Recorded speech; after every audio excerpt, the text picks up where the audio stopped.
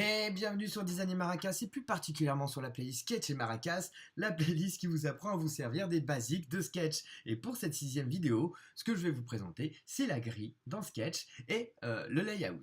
Le layout, c'est quelque chose qui, comme pour moi, designer de site web et d'application, est extrêmement important si on veut faire une belle interface bien alignée, avec bien homogène, etc. Je vais pas vous faire un cours, je veux dire, sur l'importance des grilles, ici en tout cas. Peut-être sur Design et Maracas, j'en parlerai un peu plus. Je vais juste vous montrer comment on s'en sert dans Sketch. Et je vous laisse, vous, aller découvrir par vous-même l'importance de tout ça. Et je pense que vous n'allez pas avoir beaucoup de mal à comprendre comme quoi un designer qui ne se sert pas de layout mérite des grosses baffes. Bon, passons à ce qui nous intéresse, c'est à la grille.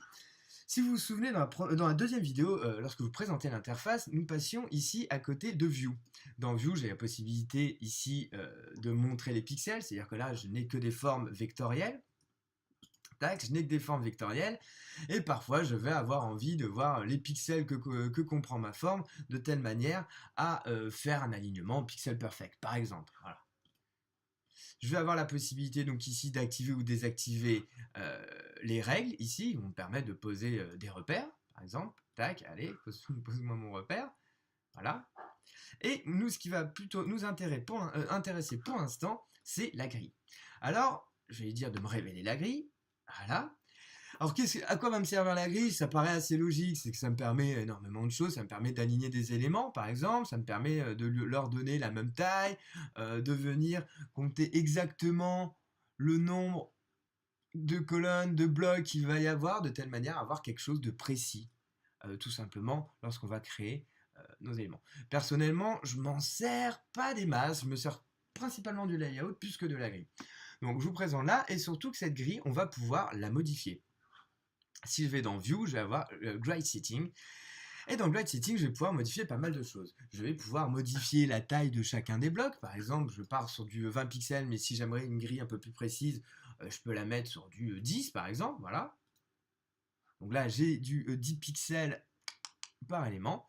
Et je vais pouvoir lui dire, bah voilà, là on voit qu'il y a une ligne un peu plus, comment dire, un peu plus franche tous les 10 blocs, je peux aussi lui dire bah, je voudrais quelque chose par contre sur ce point là un peu moins précis, mais d'avoir une ligne tous les 20 blocs. Voilà. Donc je vais pouvoir avoir des plus grands carrés et des éléments un peu plus précis.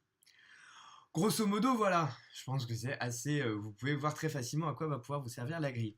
Moi, ce qui va m'intéresser, c'est le layout. Alors le layout, par exemple, lorsque je vais designer, faire un web design, par exemple ici, web design, je vais créer un artboard pour Apple Device. Je vais faire responsive. On va partir sur un desktop HD par exemple.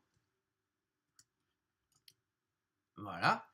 Alors, sur cet élément, je vais pouvoir venir lui apposer un layout. Alors le layout, c'est une sorte de grille à partir de colonnes qui vont me permettre de venir aligner mes éléments, homogénéiser mon design, etc. etc. Je vous mets par exemple ici quelque chose de très connu, l'interface de Drupal. Alors l'interface du site de Drupal, pas l'interface de Drupal, mais l'interface du site. Tout paraît bien aligné, c'est agréable à l'œil, c'est agréable à tout ça. Si je lui impose la grille comme voilà, c'est parce que tout est très bien aligné. Tout le contenu utilise un système de grille de 12 colonnes pour être aligné. Ces grilles, etc., c'est quelque chose on ne se sert pas que pour le web, c'est quelque chose dont on se sert dans la mise en page de magazine, donc pareil, c'est des choses qu'on retrouve dans InDesign pour ceux qui utilisent InDesign. C'est des choses qui peuvent être aussi très importantes lorsqu'on fait de l'affiche, etc., etc. Bon, nous en l'occurrence, nous y voilà, et je vais vouloir la customiser. Donc ici, j'ai par exemple un artboard qui va faire 1440 pixels de large. Je décide moi que pour le contenu de mon site, je n'ai pas envie que l'ensemble de mon site, j'ai vraiment envie que la largeur maximale soit par exemple de 1280.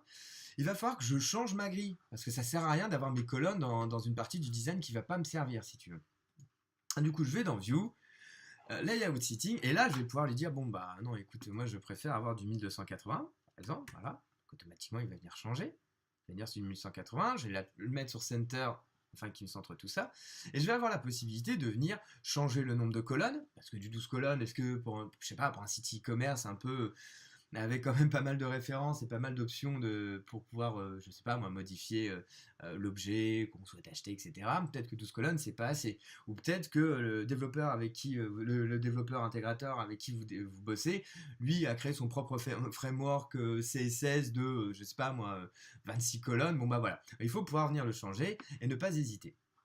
On va pouvoir aussi venir modifier ici la taille de chaque colonne et la taille de chaque gouttière. Pour un design encore plus précis, on peut venir ici lui mettre des lignes pour toujours aller dans quelque chose, voilà, qu'est-ce qui va être le plus précis ou pas. Alors visuellement, parfois d'avoir, moi j'utilise moins ça, voilà. Parfois d'avoir des colonnes ici, ça peut poser le layout ici à... Il y a toujours un petit souci, il faut toujours revenir un petit peu dessus, voilà. Si je décide par exemple de venir faire un grand header ici, d'une couleur rouge, on peut voir que ce qui va être un peu chiant, c'est que automatiquement le layout va se placer dessus. Alors heureusement, on va pouvoir customiser tout ça dans Layout Setting et je ne suis pas obligé d'avoir quelque chose de complètement rempli. Je pourrais lui dire que je ne souhaite n'avoir que des lignes. Et je peux même venir choisir des grilles, la couleur des lignes qui m'intéressent. Donc voilà, donc ça c'est pour améliorer vos conforts visuels. Personnellement, moi je préfère utiliser comme ça, n'avoir que des lignes plutôt que d'avoir complètement des blocs remplis. Donc voilà, on utilisera ça dans un workshop qui arrivera peut-être d'ici quelques semaines où nous créerons intégralement une application ensemble. Quelques semaines, quelques jours, enfin je suis en train de le faire. Donc voilà, je sais pas combien de temps que ça va me prendre et j'ai pas envie de vendre la peau de l'ours avant de l'avoir vendu. Avant de l'avoir tué. Je suis désolé. C'est le week-end.